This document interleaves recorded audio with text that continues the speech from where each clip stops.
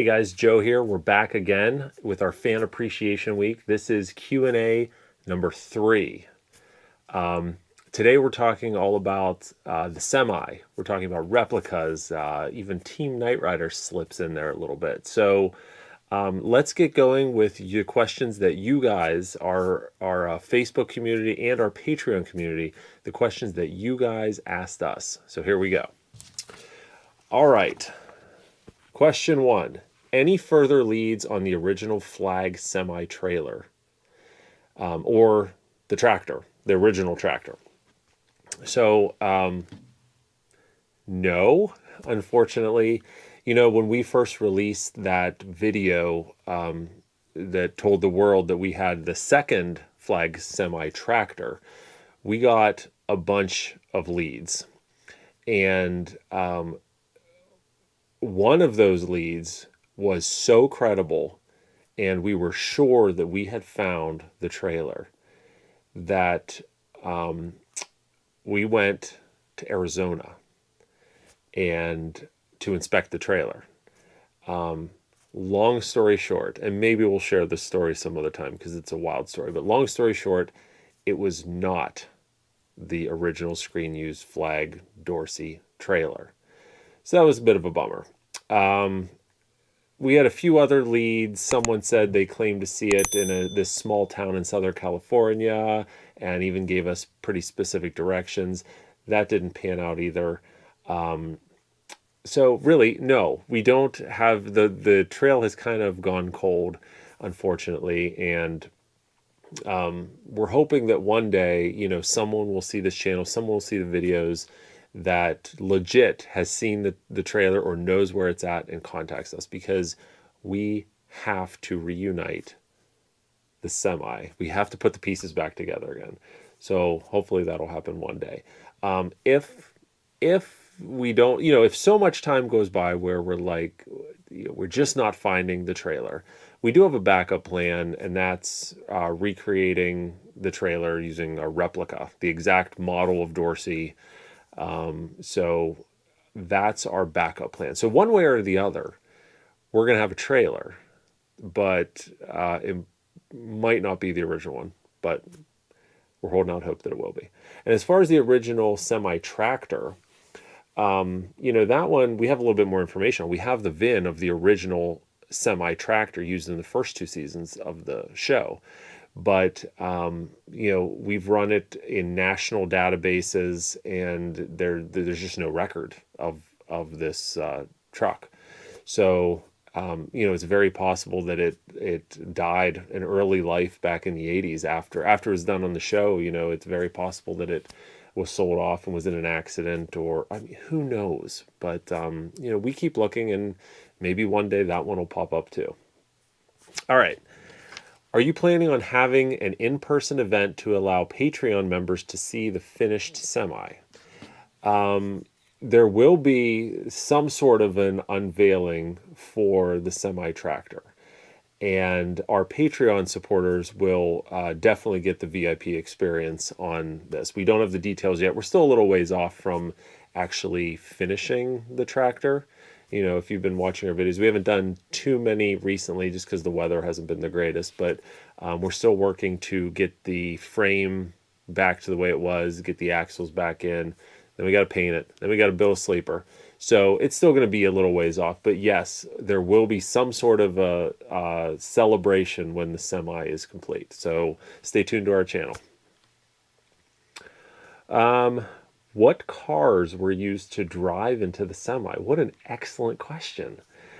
It wasn't ever just like one car. They used a bunch of different cars. For example, some of the very early, you know, like Inside Out is the first time that, you know, first time production wise that they filmed that car, you know, a car going in the back of the semi. And that was the original general purpose stunt car for season 1, which sadly was destroyed. In Nobody Does It Better, there's a scene at the very beginning where the semi is parked and you see KITT backing out, turning around and going forward. That's actually the hero car.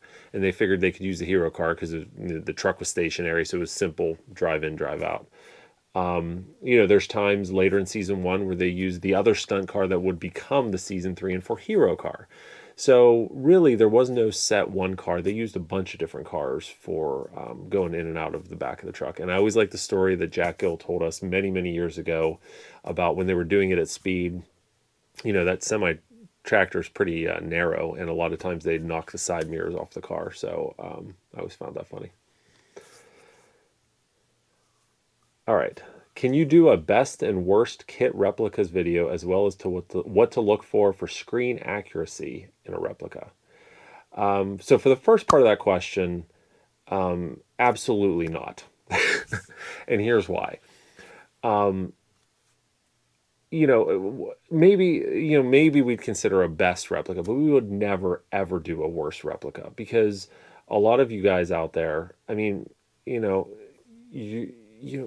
maybe you're doing your best and you're happy with it, and there's no point, there's nothing productive about critiquing other people's work. Each car is its own, and each one was built with love by the owner, and we're simply not going to go down that rabbit hole.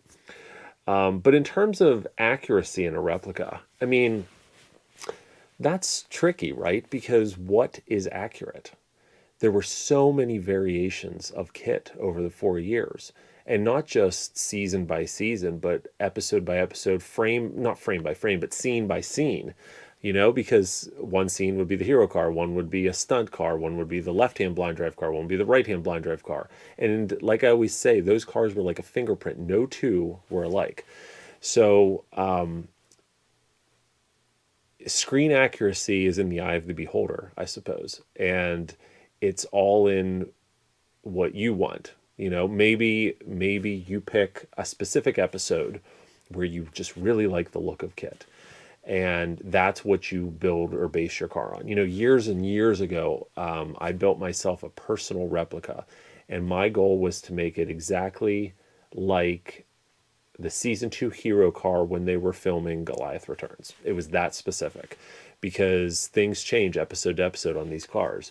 So, you have to, I guess, figure out what's screen accurate to you. But, certainly there's the basic things, like you got to get the mounting right on the taillight blackout. You've got to get the correct fog lights. You've got to have the 15-inch rims, not the 14-inch, and different stuff like that. So there are some things, but it's really what you want. I don't know if that's a good answer. All right. So the next person asks about TKR, Team Knight Rider related questions, which is probably the first time anyone's ever asked about Team Knight Rider. Do you happen to know what happened to the TKR vehicles after the series ended? And why the show never received a physical media release? So I'll answer that second part first. The physical media release, I heard that in Germany, there's a company coming out with the Ultimate Blu-ray Edition. It's going to include Team Knight Rider on it. So maybe we'll actually get that physical media release. So the reason it never came out on physical media release, is because it only lasted one season. It was canceled. So they probably didn't think there was a market for that. As far as the other question, do you know what happened to TKR vehicles? No, I don't. My guess is the ones that were good, maybe they were sold off as used vehicles after the show ended, or maybe they were destroyed like some of the original Knight Rider Trans Ams. Back when the show premiered, I went to a convention, one of the first Knight Rider conventions in 1997 in Orlando, Florida. And in fact, I was down there whenever the pilot episode, Fallen Nation of TKR, premiered. And I watched it down there. But they actually had one of the screen-used Beast trucks, the F-150. And I was 16 at the time, and it didn't even occur to me to, get the VIN of the truck or anything like that. But I did see the original Beast at one point. But as far as what happened to it, no clue. No clue what happened to any of those cars. Well, not any. I shouldn't say any.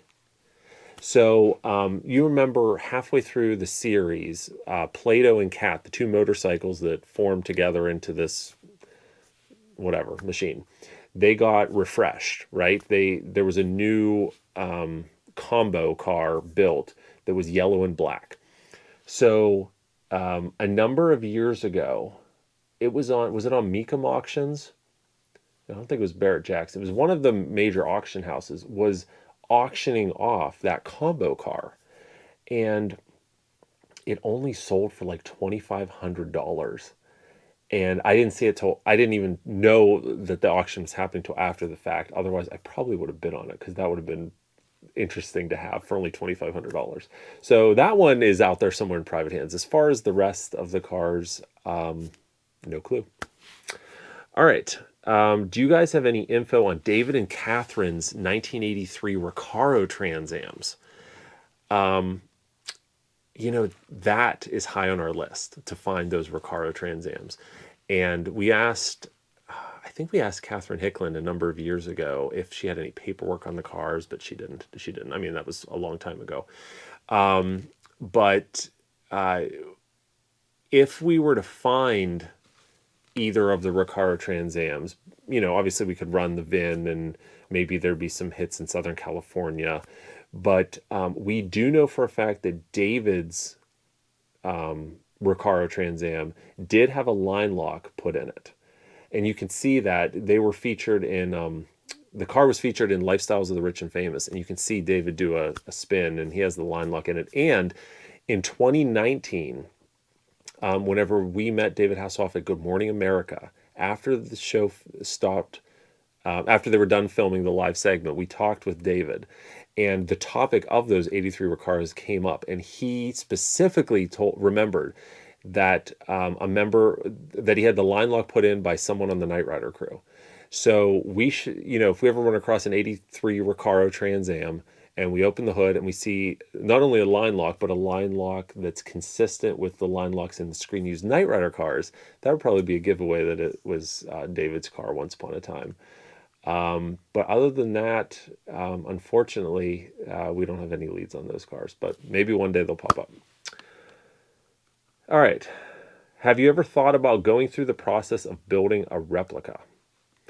The process may make good video content. So, no, only because, our days of building replicas, I think, are behind us. We've built a few of them over the years and, just not interested in doing that anymore. It's a lot of work. It's messy. It's frustrating. And that's just not how I choose to spend my time anymore. So, no, I don't think you'll be seeing, I mean, never say never, but we prefer to focus this channel on the original props used on the show and episode commentaries and all that stuff. So we'll probably just leave it at that. Okay. So with that, we are done with, Q&A number 3. So tomorrow, if you tune in, we're going to do Q&A number 4, and that one's all about original props besides kit, right? These are your questions that you had about some of the other props used in the show. And then Friday, we're going to finish it up with questions related to the production of the series in general. So as always, thanks so much for watching. Be sure, if you're interested, join our Patreon community. We have exclusive video. We have exclusive pictures, and you get access to our videos early than the public. So that's always fun. And, subscribe to our channel, share it. We always appreciate whenever word gets out about the work we're doing here, and it gives us motivation to continue. So with that, thanks. We'll see you next time. And now, while we listen to Joe's selection of Knight Rider music that we received directly from Don Peak himself, we'd like to thank these Patreon supporters. Look at you guys scrolling up the screen to my right. Wait a minute, how can you tell which side is my right since you can't see me because I'm not on camera? Oh well, you know what I mean. We're featuring these fine supporters at our Knight Rider Prop Restorer level. Thank you very much for your support. And for those of you at the Knight Rider History Hunter level, we're recognizing you right now in the description. Now, if you enjoyed seeing this golden nugget of Knight Rider history being rescued from obscurity, then please consider supporting us on Patreon. Your support would empower us to bring you even more of these historical nuggets. We are the Knight Rider Historians. Till next time, take care, everybody. Bye-bye.